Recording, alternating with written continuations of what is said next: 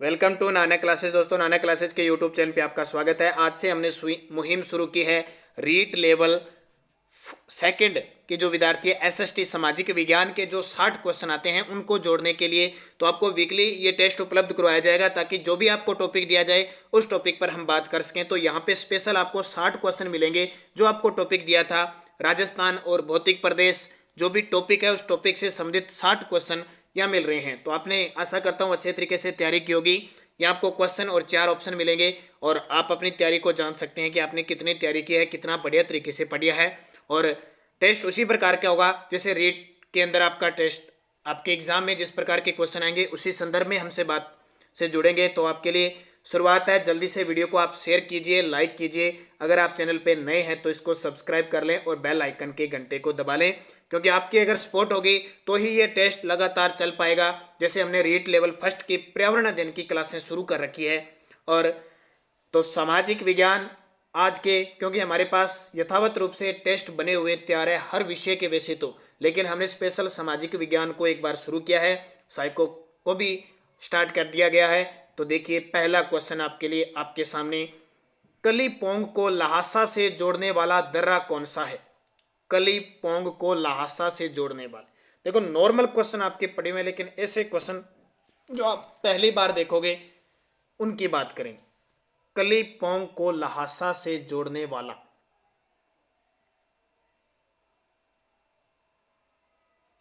नाथुला दर्रा, बोमडिला, शिपकिला, जेलेपला। पहले तो आपको दर्रा पता होना चाहिए, दर्रे है कहां पे।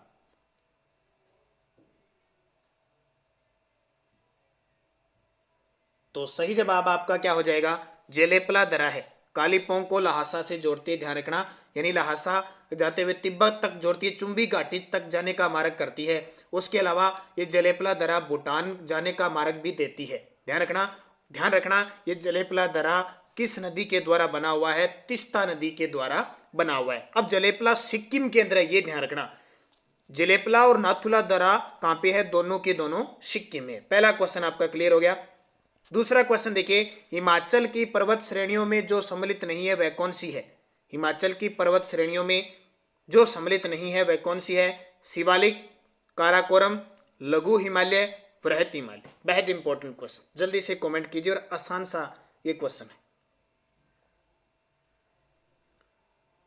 तो इसका सही जवाब हो जाएगा काराकोरम। देखो काराकोरम एक श्रेणी है, शिवालिक पर्वत श्रेणियां हैं, लघु हिमालय और बृहत हिमालय ये एक भाग है। काराकोरम एक पर्वत है, ऊपर की भाग इन्हीं का एक भाग है। तो ये तो शिवालिक, लघु हिमालय, बृहत हिमालय सारे हैं, तो ये अलग हो जाएगा।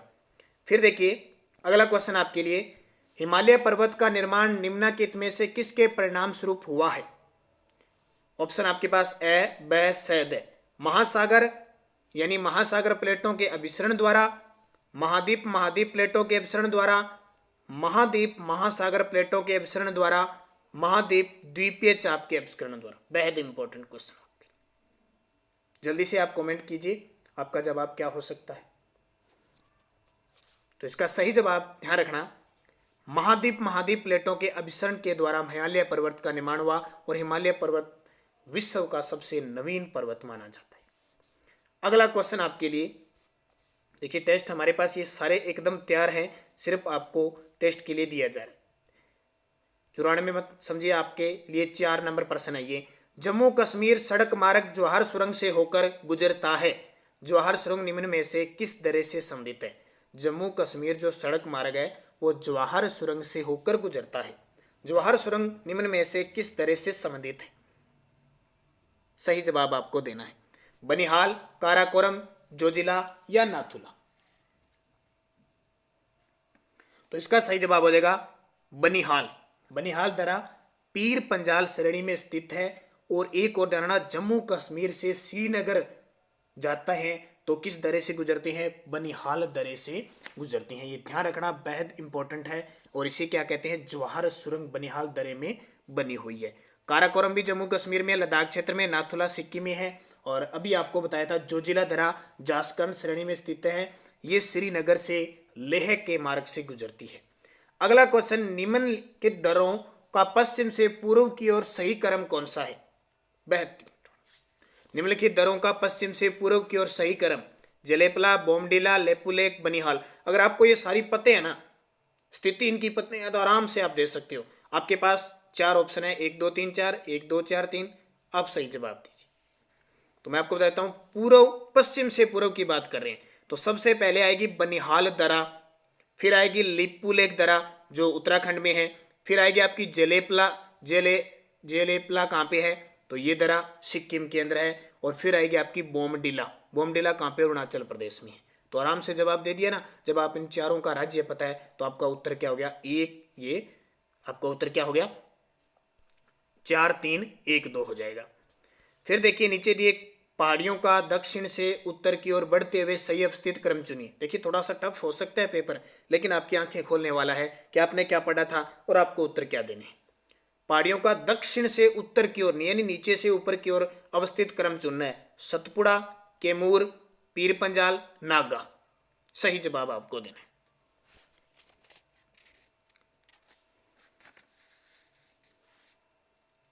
अब आपको पता होगा ये है कहां पे, है कहां पे होते ही आप उत्तर दे सकते हो इनकी पर्वतमालाओं का, कि ये है कहां पे, कहां से गुजरती है, कैसी। तो इसका सही जवाब हो जाएगा, सबसे पहले आएगी कौन सी, सतपुड़ा। ये सतपुड़ा आपको पता है ना, नर्मदा ताप्ती नदियों के विंध्याचल पर्वत श्रेणी में है।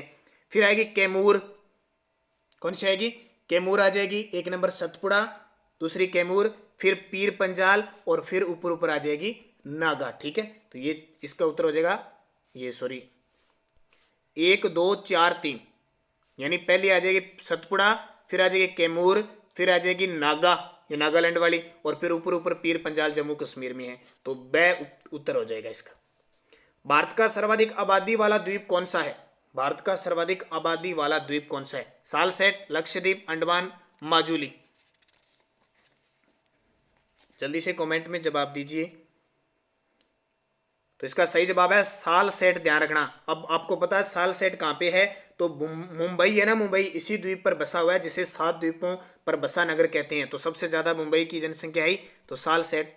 अब सबसे मुंबई किस द्वीप पर बसा हुआ है, सालसेट पर। अगला क्वेश्चन देखिए, निम्नलिखित में से कौन सा सुमेलित नहीं है, कार्डेमम पहाड़ियां मालाबार तट, महादेव पहाड़ियां मध्य भारत, कैमूर पहाड़ियां कोंकण तट, मिकीर पहाड़ियां पूर्वोत्तर भारत। तो कौन सा सुमेलित नहीं है ये बताना है आपको।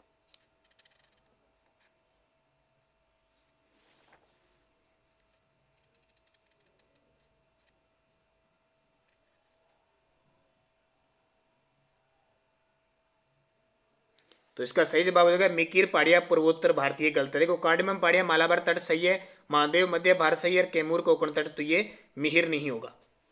फिर देखिए, निम्न में से कौन सा एक कर्नाटक, केरल व तमिलनाडु राज्यों के मिलन स्थल पर स्थित है, कौन सा एक है, कर्नाटक, केरल और तमिलनाडु, यानी ये कर्नाटका हो गया, ये आपका केरल हो गया, ये तमिलनाडु के यहाँ मिलन स्थल पर स्थित है। कौन सी पहाड़ी है, अन्नामलाई पहाड़ी, नंदी पहाड़ियां, नीलगिरी पहाड़ियां, या पालनी पहाड़ियां।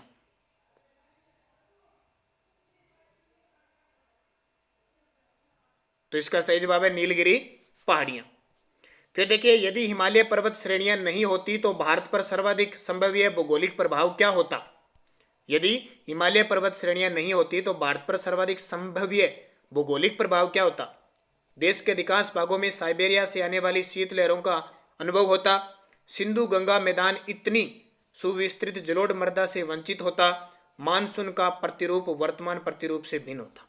अभी आज ठंड पड़ रही है, देख लो क्या स्थिति है, क्या बता सकते हो आप। इसका उत्तर देखिए, बेहद आपके, अगर आपने पूरा इसको गहराई से पढ़ा हिमालय पर्वत के बारे में तो जरूर आप बता सकते। केवल एक 1 3 2 3 1 2 3। तो इसका सही जवाब होगा 1 2 3 तीनों ही। देखो, साइबेरिया से आने वाली शीतलहरों से हिमालय पर्वत हमें बचाता है।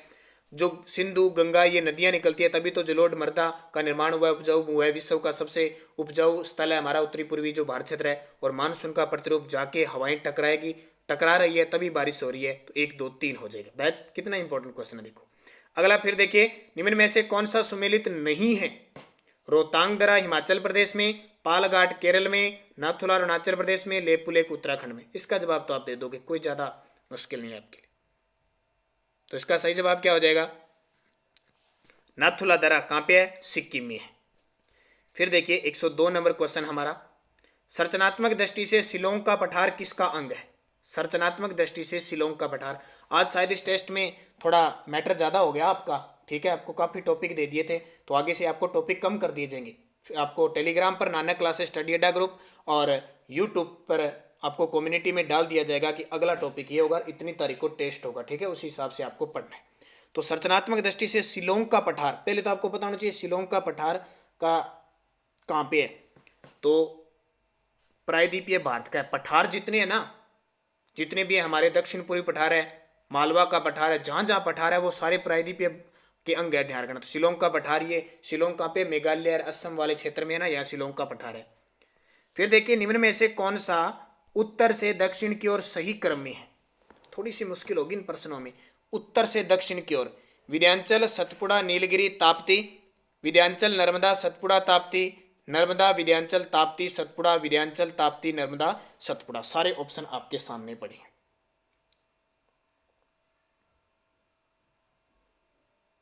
तो इसका उत्तर सही हो जाएगा, सबसे पहले विंध्याचल, फिर नर्मदा आएगी, फिर सतपुड़ा आएगी और फिर ताप्ती आएगी। ये देखिए बहुत इंपॉर्टेंट, ये मध्य वाले भाग में है सारी की सारी। उत्तर ये हो जाएगा, पढ़ लेना इसको। फिर देखो, भारत के दक्षिण पठार का सर्वोच्च बिंदु कहाँ स्थित है? भारत के दक्षिण जो पठार है ना, उसका सर्वोच्च बिंदु, हालांकि मैं इनकी व्याख्या कर सकता हूँ, लेकिन व्याख्या करने से हमारे पास एक वीडियो बहुत लंबा हो जाता है, जिसमें सबसे बड़ी समस्या आती है। तो यहाँ सिर्फ क्वेश्चन आपके लिए। तो देखिए अन्नामलाई में दक्षिण भारत का सर्वोच्च बिंदु है। कौन सा? अन्नामलाई में। फिर देखिए हिमालय में सबसे ऊंचा भाग विद्यमान है, पंजाब हिमालय, नेपाल हिमालय, कुमायूं हिमालय या असम हिमालय। हिमालय में सबसे ऊंचा भाग, चारों ऑप्शनों में आपको उत्तर देना है। तो सबसे ऊंचा तो देखो नेपाल हिमालय होगा, आपको पता ही है कि माउंट एवरेस्ट सबसे ऊंचा है, और अभी हाल ही में ताज़ा रिपोर्ट में माउंट एवरेस्ट की जो ऊंचाई मानी गई है 8,848.86 मीटर। दक्षिण भारत का सर्वोच्च शिखर निम्न में से कौन सा है? दक्षिण भारत का सबसे सर्वोच्च शिखर कौन सा है? दोदा बेटा, महाबलेश्वर, अन्नामुदई या महेंद्रगिरी?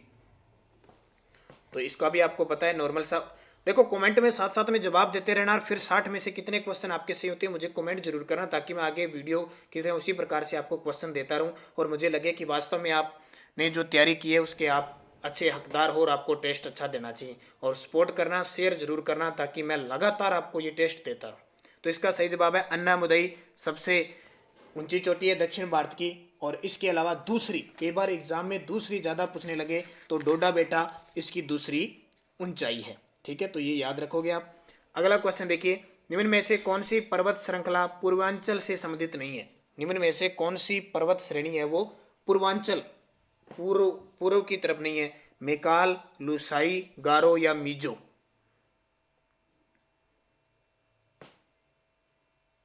तो इसका सही जवाब है मेकाल पर्वत नहीं है, बाकी सारे इधर गारो, मेजोर ये जानते हो आप।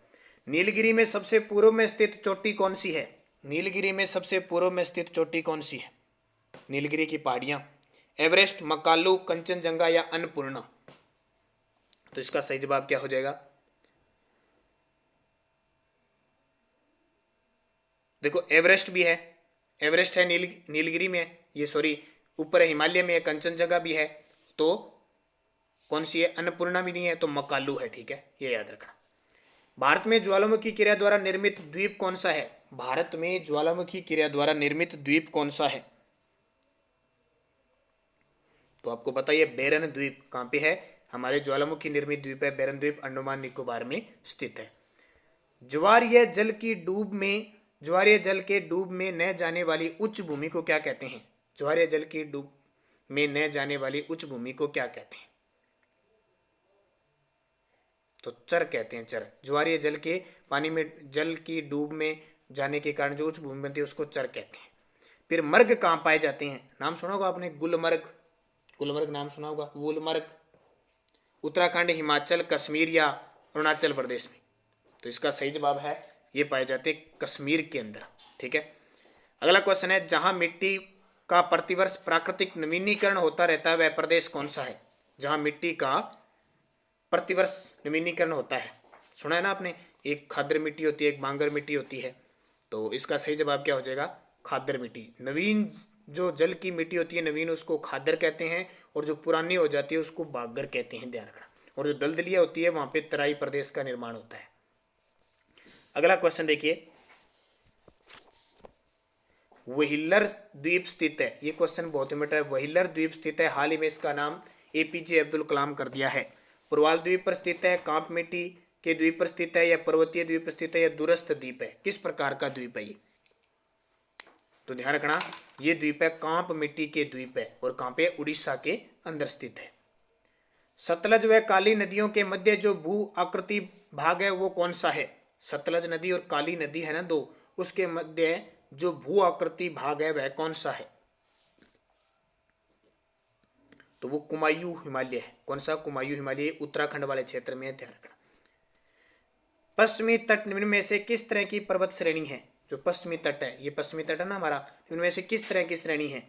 नवीन मोड़दार है, ज्वालामुखी पर्वत है, अवशिष्ट पर्वत है, और ब्लॉक पर्वत है। देखो आजकल क्वेश्चन इसी प्रकार के आने लगे, पहले वाले क्वेश्चन नहीं है कि सीधा सीधा आ गया पश्चिमी तट पे कौन सा राज्य है, कौन सा तट है, मालाबार तट है, कोंकण तट।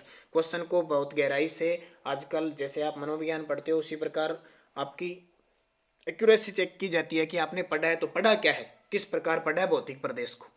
तो इसका सही जवाब हो जाएगा ब्लॉक पर्वत है। ये पश्चिमी तट कैसा है? ब्लॉक पर्वत है। निम्न में से हिमालय का पर्वत द्वीप प्रदेश कौन सा है? निम्न में से कौन सा हिमालय का पर्वत द्वीप प्रदेश है? अरावली, ट्रांस हिमालय, वृहत हिमालय, या शिवालिक पर्वत द्वीप?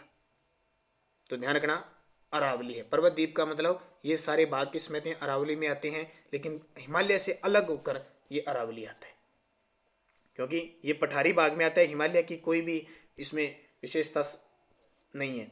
फिर है K2 ऑस्टिन, गोडविन ऑस्टिन किस पर्वत श्रेणी की पर्वत चोटी है? K2 है ना, हम कहते हैं भारत की सबसे ऊंची चोटी जो आज पीओके में स्थित है, K2 गोडविन ऑस्टिन किस पर्वत श्रेणी की पर्वत चोटी है? तो इसका सही जवाब है काराकोरम, काराकोरम श्रेणी की है। निम्न में से किस तट की रेखा सर्वाधिक लंबी है? ये बेहद इंपॉर्टेंट। निम्न में से किस राज्य की तट की जो रेखा है वो सर्वाधिक लंबी है? केरल, तमिलनाडु, ओडिशा, आंध्र प्रदेश। 4 ऑप्शन आपके पास, आप बढ़िया तरीके से इनका जवाब दे सकते हो।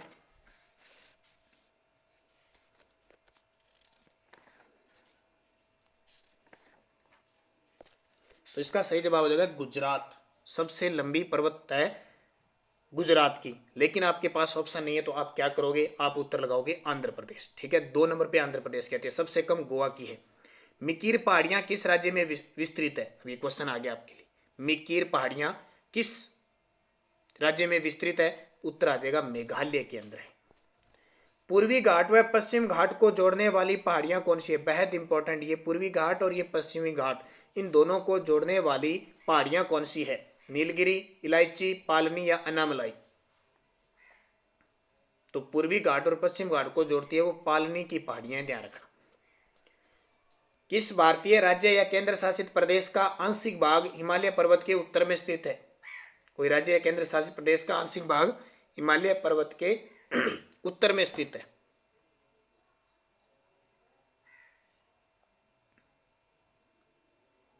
तो इसका सही जवाब है जम्मू कश्मीर।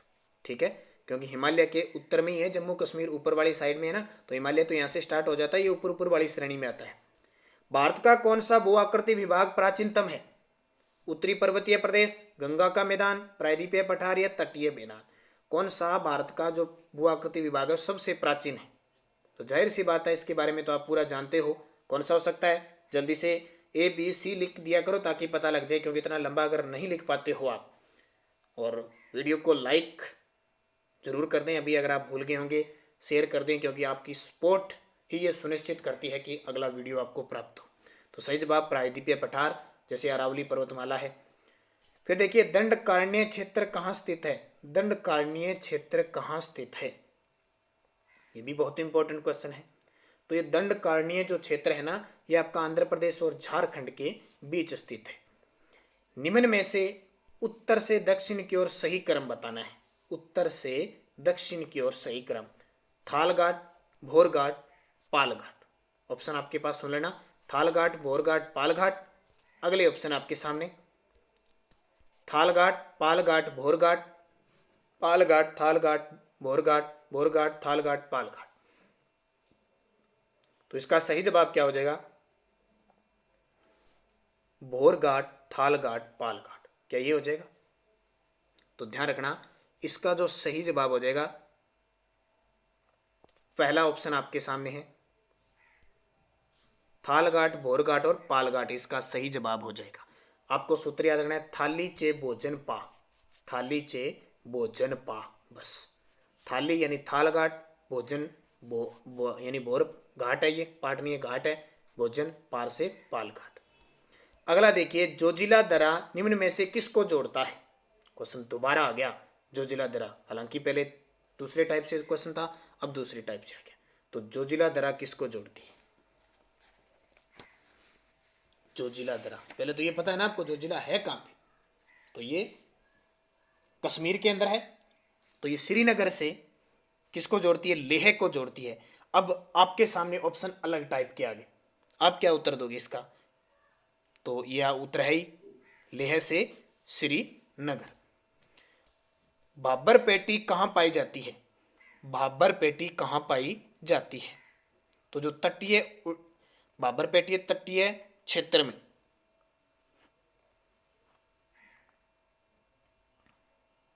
तो जो बाबर पेटी है वो पाई जाती है तटीय उड़ीसा के अंदर। फिर देखिए क्वेश्चन आपके लिए, कयाल निम्न में से क्या है? कयाल निम्न में से क्या है? और दूसरा आपको बता देता हूं, जो विद्यार्थी अनअकैडमी, जिस विद्यार्थी ने ऐप डाउनलोड नहीं किया वो कर लें। RPSC, ACF, GS, GK mains crash course की शुरुआत हो चुकी है, 14 दिसंबर से इसकी शुरुआत हो गई। यहाँ पे आपको फ्री टेस्ट, मॉक टेस्ट भी मिलेंगे। तो लर्निंग ऐप अनअकैडमी का डाउनलोड कीजिए प्ले स्टोर से, या वीडियो के डिस्क्रिप्शन में लिंक मिल जाएगा। और promo code Nanak classes use करोगे तो आपको 10%, कोई भी कोर्स खरीदते हो आपको 10% छूट होती है। वैसे भी अगर ये प्रोमो कोड आप लगाते हो तो आपको फ्री लाइव क्लासेज हैं, जैसे पटवार है, रीट है, आरपीएससी है, यूपीएससी, किसी की भी आप सीटेट की तैयारी करे हो तो आपको पूरे भारत के जितने भी एग्जाम होते हैं उनकी फ्री मॉक लाइव क्लासें, मॉक टेस्ट उपलब्ध है। तो आप जरूर विजिट कीजिए आरपीएससी अनअकैडमी ऐप। तो कयाल निम्न में से क्या है? हिमालय प्रदेश में फलों के बगीचे, केरल के तट पर मिलने वाले लेगून, सिंह की गर्दन के बाल, उत्तर के विशाल मैदान में मिलने वाले निम्न भूमि के क्षेत्र।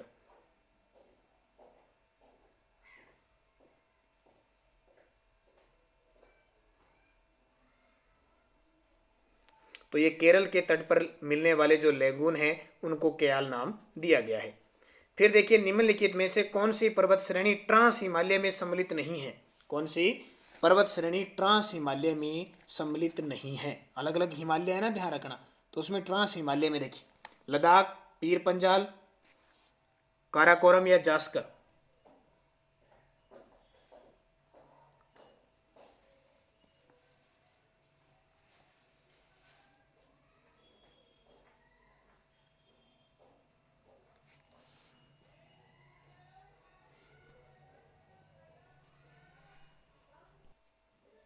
तो इसका सही जवाब क्या हो जाएगा? पीर पंजाल हो जाएगा, क्योंकि पीर पंजाल कहाँ पे आती है? तो पीर पंजाल आती है मध्य हिमालय में। मरुस्थल की पश्चिमी सीमा निर्धारण करने वाली वर्षा रेखा कौन सी है? मरुस्थल की पश्चिमी सीमा निर्धारित करने वाली वर्षा रेखा कौन सी है? पश्चिमी सीमा निर्धारित करने वाली, तो इसका सही जवाब हो जाएगा 25 सेंटीमीटर। कौन सी हो जाएगी? 25 सेंटीमीटर। मरुस्थलीयकरण के लिए सर्वाधिक उत्तरदायी बालू का स्तूप कौन से हैं?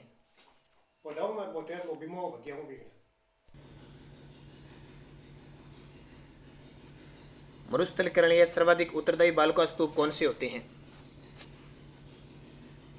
तो इसका सही जवाब हो जाएगा, जो अनुदैर्ध्य बालू का स्तूप होते हैं, अनुप्रस्थ बालू का, ये सारे होते हैं, लेकिन सर्वाधिक उत्तरदायी होते हैं वो किस प्रकार के होते हैं? अनुदैर्ध्य बालू का स्तूप होते हैं। थार के मरुस्थल में पारिस्थितिकी संतुलन का सर्वश्रेष्ठ उदाहरण कौन सा है? थार का जो मरुस्थल होता है उसमें पारिस्थितिकी संतुलन का सर्वश्रेष्ठ उदाहरण कौन सा होता है? अवसादी चट्टानें, भूगर्भीय जलपट्टी, बरखान या बालसन। तो इसका सही जवाब है भूगर्भीय जलपट्टी, क्योंकि वहां पे क्या होता है कि घास वगैरह उग जाती है। जैसे आपने जैसलमेर में सेवन घास की पट्टियां देखी तो वो पारिस्थितिक संतुलन का सर्वश्रेष्ठ उदाहरण है। फिर देखिए, कर्नल जेम्स टोड द्वारा लिखित annals and antiquities of Rajasthan का हिंदी में प्रथम अनुवाद किसने किया? कर्नल जेम्स टोड द्वारा लिखित annals and antiquities of Rajasthan, colonel James Tod को राजस्थान का इतिहास का पितामह कहा जाता है। तो प्रथम अनुवाद किसने किया था? तो इसका सही जवाब हो जाएगा गौरी शंकर हीराचंद ओझा ने इसका प्रथम हिंदी अनुवाद किया था। खादर क्या है, ये क्वेश्चन आपको पता होना चाहिए। खादर बांगर, मैंने दोनों अभी आपको खादर बता दी। राजस्थान के संदर्भ में एक क्वेश्चन है, रेगिस्तान में रेत के विशाल टीले, पूर्वी सिरे के क्षेत्र में तीव्र ढाल वाली उबड़ खाबड़ कटक पहाड़ियाँ, उदयपुर क्षेत्र में तस्त्रीनुमा आकृति के पहाड़ों की मेखला, या चंबल बेसिन में गहरी खड्ड युक्त भीड़ भूमि। तो इसका सही जवाब क्या होगा, या देखो ऑप्शन है आपके पास खादर, तो चंबल बेसिन में जो खड्ड युक्त भीड़ भूमि है उसको खादर के नाम से पुकारा जाता है। अगला क्वेश्चन देखिए, राज्य के शुष्क मरुस्थलीय भौतिक विभाग की निम्न में से कौन सी विशेषता नहीं है। शुष्क जो मरुस्थलीय भाग है उसकी कौन सी विशेषता नहीं है। शुष्क व विषम जलवायु, रेतीली बलुई मिट्टी, ढलान उत्तर पूर्व से दक्षिण पश्चिम, न्यूनतम तापांतर। तो कौन सी विशेषता नहीं है, देखो शुष्क विषम जलवायु भी है, मिट्टी भी है रेतीली, ढलान उत्तर पूर्व से दक्षिण पश्चिम है, ये भी है, तो न्यूनतम तापांतर नहीं है। आपको पता है अधिकतम तापांतर न्यूनतम नहीं है, ताप का अंतर बहुत ज्यादा रहता है। फिर देखिए, पश्चिमी बालुका मुक्त मरुस्थलीय क्षेत्र जैसलमेर बाड़मेर का चट्टानी भाग में किस काल के उसादे चट्टानों का बाहुल्य है। पश्चिमी जो बालुका मुक्त है ना, बालुका मुक्त मतलब बालू रेत नहीं है, यानी पत्थर है वहां पे, जैसलमेर बाड़मेर चट्टानों में, तो किस काल के उसादे चट्टानों का बाहुल्य है। तो इसका सही जवाब हो जाएगा प्लाटोसीन युग की, प्लास्टोसीन युग की। निम्न में से राज्य का कौन सा शहर 23 डिग्री 50 मिनट उत्तरी अक्षांश रेखा के सबसे पास में स्थित है, यानी 23.5 डिग्री उत्तरी अक्षांश रेखा के सबसे पास में स्थित है। इसका जवाब तो आप आसान से दे सकते हो, 23.5 डिग्री, यानी कहने का मतलब कर्क रेखा के नजदीक कौन सी है, यानी 23 डिग्री 30 मिनट करना था यहाँ पे वैसे। तो इसका सही जवाब हो जाएगा उदयपुर, ये सॉरी सबसे नजदीक है 23 डिग्री 03 मिनट हमारी यहाँ से स्टार्ट होती है ना। तो हम जाते जाते कहाँ पहुँचते हैं, सबसे नज़दीक है डूंगरपुर। फिर है लूणी नदी के उत्तर में राजस्थान की उत्तरी पूर्वी सीमा तक आंतरिक जल प्रवाह का क्षेत्र क्या कहलाता है।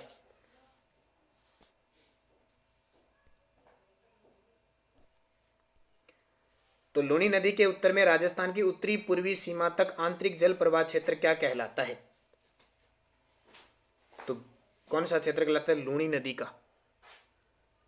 तो लूणी नदी ये आपकी लूणी नदी हो गई, ठीक है। अब ये क्षेत्र उत्तरी पूर्वी सीमा का आंतरिक जल प्रवाह का क्षेत्र क्या कहलाता है, तो इसको कहते हैं गिरवा क्षेत्र। क्या कहा जाता है, गिरवा। राजस्थान में विंध्यन कगार क्षेत्र किस प्रकार की चट्टानों से निर्मित है। राजस्थान में विंध्यन कगार क्षेत्र किस प्रकार की चट्टानों से निर्मित है।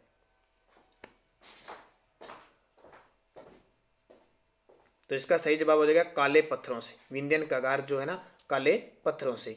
गोडवाड़ प्रदेश राजस्थान के किस वृहद भू आकृति विभाग का भाग है। गोडवाड़ प्रदेश राजस्थान के किस भू आकृति विभाग का भाग है।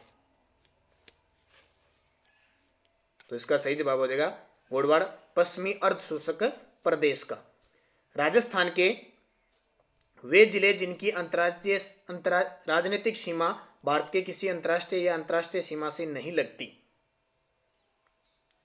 यानी कहने का मतलब आंतरिक सीमा नहीं, न तो अंतर्राज्यीय बनाते हैं न अंतर्राष्ट्रीय बनाते हैं। तो देखो बूंदी, दौसा, राजसमंद, पाली, जोधपुर इसका सही जवाब हो जाएगा।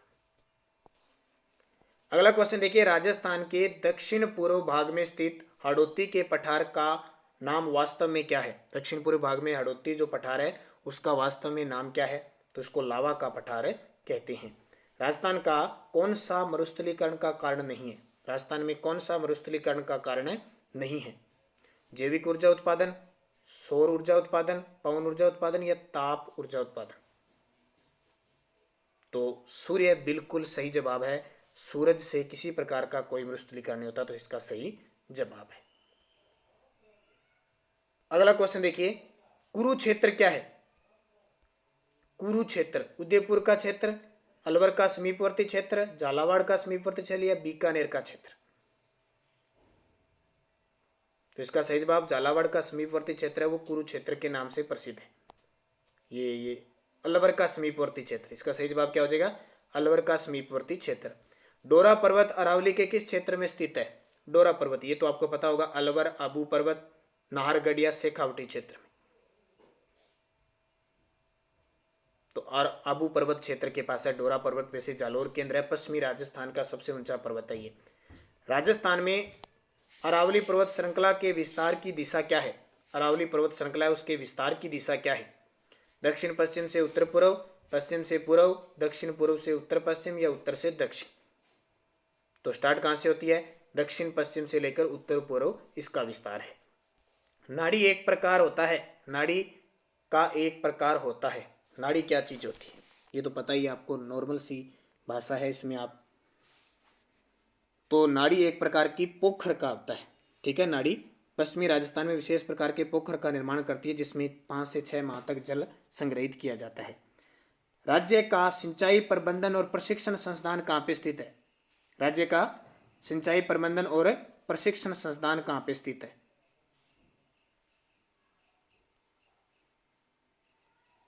तो इसका सही जवाब है कोटा में स्थित है। जीवन धारा योजना किससे संबंधित है? जीवन धारा योजना, जीवन धारा योजना किससे संबंधित है? तो सिंचाई हेतु कुओं का निर्माण जीवन धारा योजना से संबंधित है। और वर्तमान में जल संकट का कारण क्या है?